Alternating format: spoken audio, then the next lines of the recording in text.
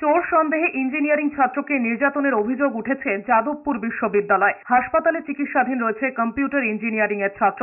বুধবার রাতে ছাত্রকে উদ্ধার করতে গিয়ে বাধার মুখে পড়েন মেডিকেল সুপারিনটেন্ডেন্ট, এমনটাই অভিযোগ। পড়ুয়াদের একাংশ ওই ছাত্রের বিরুদ্ধে ল্যাপটপ চুরির অভিযোগ করে। তা নিয়েই তাকে হোস্টেলের ঘরে অনেকে মিলে জিজ্ঞাসাবাদ করছিলেন। অভিযোগ, ওই ছাত্রকে মানসিকভাবে এতটাই চাপ দেওয়া হয় যে তিনি অসুস্থ হয়ে পড়েন।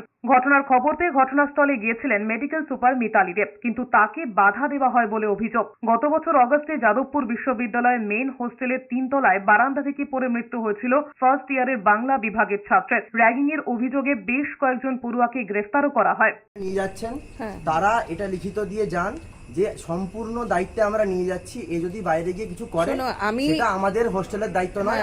আমি ইউনিভার্সিটির ডক্টর, আমার রেজিস্ট্রেশন নাম্বার আছে এবং এটা আমার দায়িত্ব প্রত্যেকটা স্টুডেন্টের জন্য। তোমার কিছু হলে তার জন্য আমার দায়িত্ব, এর জন্য আমাকে লিখতে হয় না। আমি যেটা বলতে চাইছি, আমি বুঝতে পারলাম যে হ্যাঁ আপনি এরকম মনে হচ্ছে, যেহেতু আপনি ডক্টর, পেশেন্টের জন্য তো মনে হতেই পারে, কিন্তু আমাদেরও তো একটা ভয় রয়েছে মনের মধ্যে না।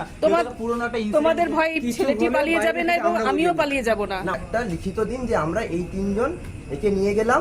লিখিত দেওয়ার কাজ আমার নয়, আমি ডাক্তার। তুমি দরকার হলে তুমি নিতে যাও। আমরা কি করে কালকে আমরা ভয় লাগছে, বুঝুন না। ছেলে তোমাদের নয়, ওর মালিক হয় ওর বাবা আর ইউনিভার্সিটির ভিসি স্যার।